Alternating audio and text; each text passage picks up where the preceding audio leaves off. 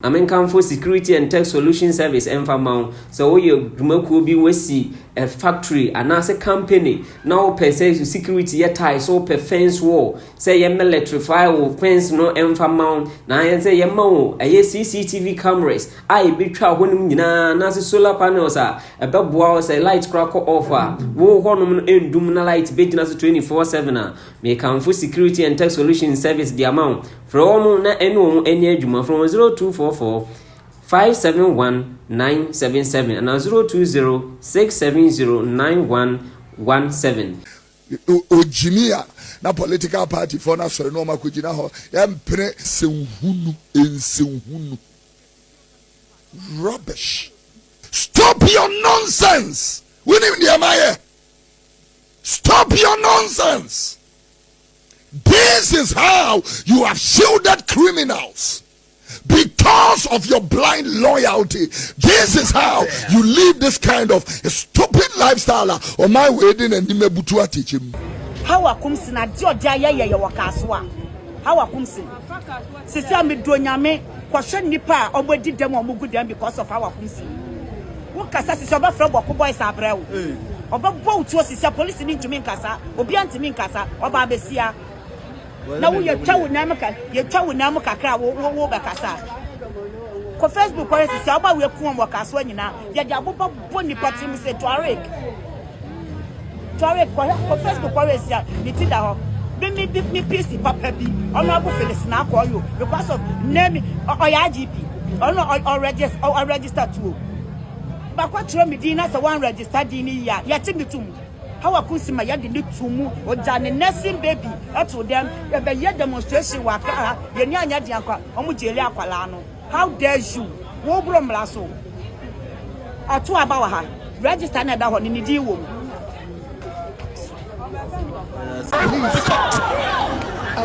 Hawa Koomson is being trampled on.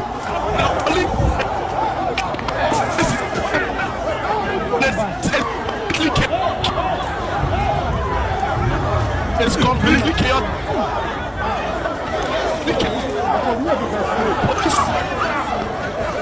People are running for safety. This can't be a democracy. This can't be a democracy. People are literally running away for their lives. The police are being assaulted.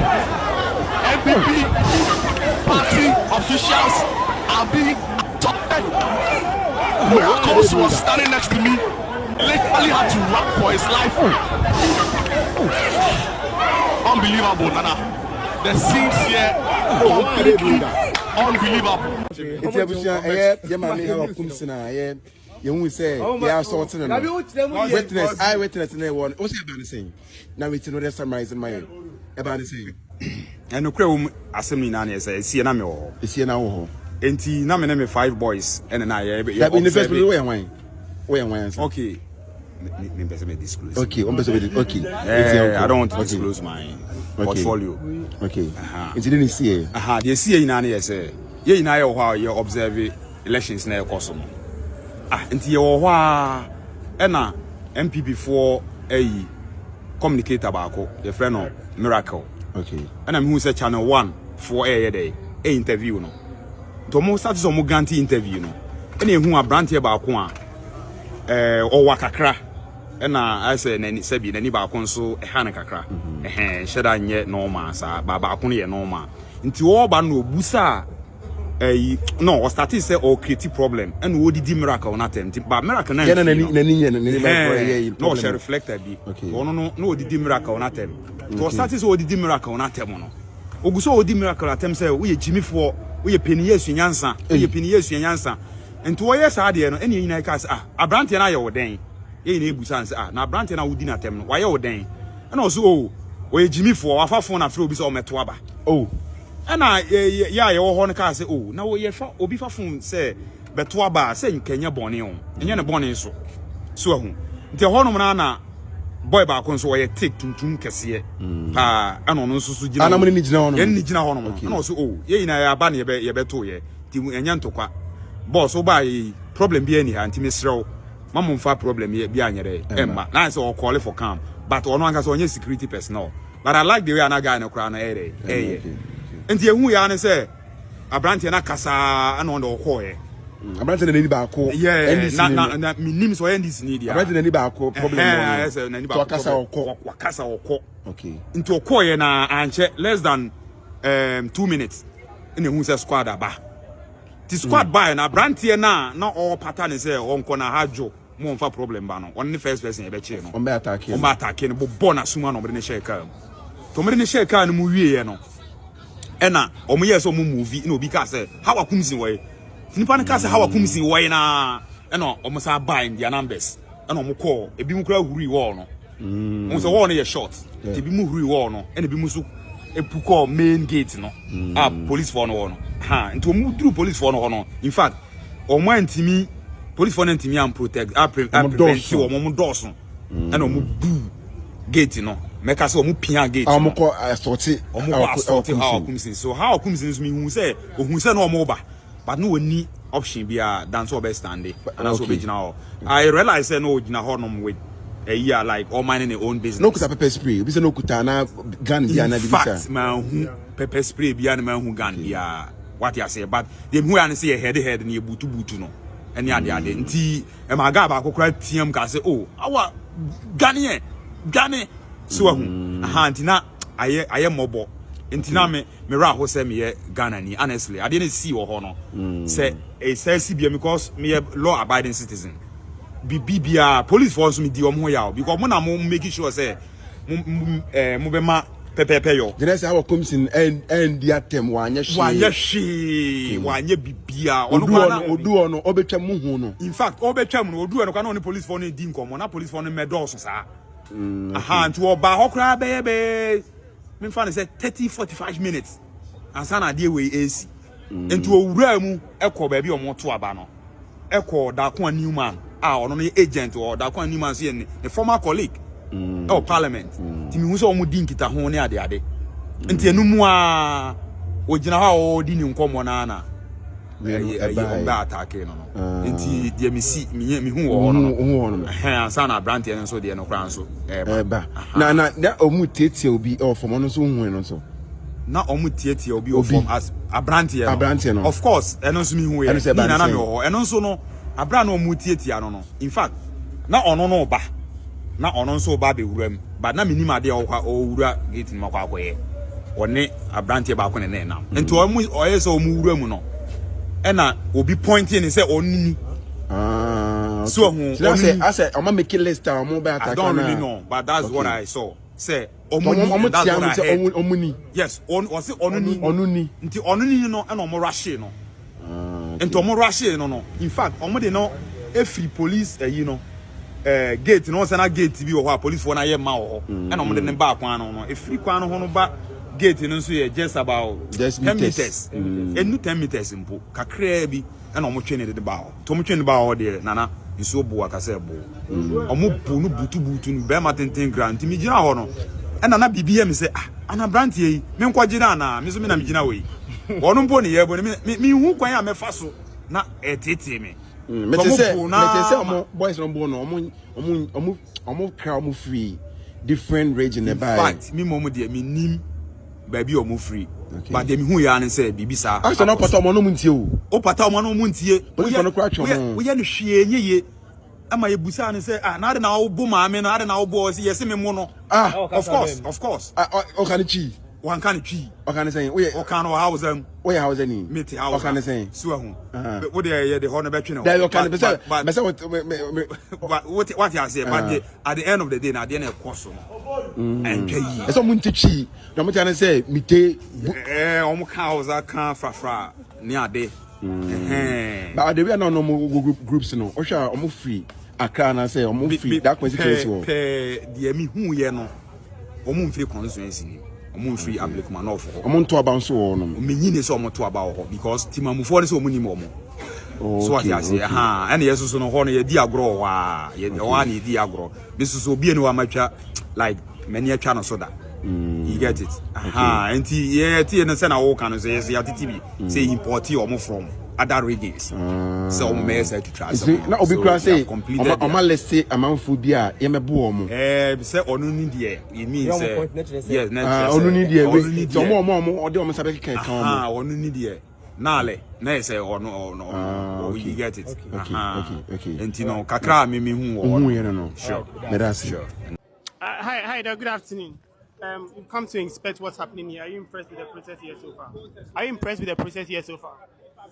I'm impressed with the process. The only thing is that in some polling stations, the numbers, the turnout is a bit low. It's 3 p.m. and the NDC agents are going from house to house to bring up people. It's also expected. People might have gone to work and they will want to come. So I feel that maybe getting to the end, a lot of people will come. But we, as a political party, we are out there moving from house to house to make sure that people come. Those we meet in the houses, we ask them to come vote. We've some confusion here where former member of parliament was attacked. What will be your word to supporters of all the parties in terms of taggery and attacks? The first place, my word to the very person who was attacked, who brought thugs to attack me as a former member of parliament also. During the Ayawasu Wesogon by-election, she came with about 30 thugs, men, straight to me and directed the beating. I was beaten. When the police managed to put me in my car, they chased me.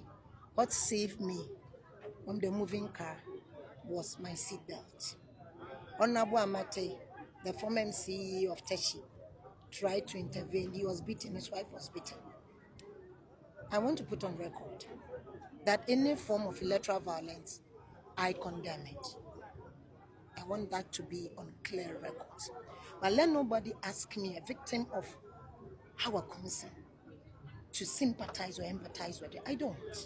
It's payback time? It's payback time? No, if it were to be... No, you see, don't ask certain questions. If you say payback time, it means that I should have gone to slap her.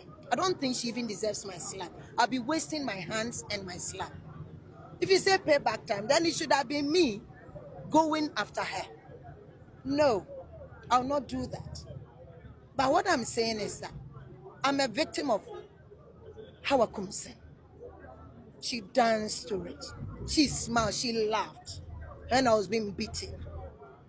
What about those who were killed as a result of a violence at Kaswa? What will you say to their family members? What about our own member of parliament for Kaswa, what she went through?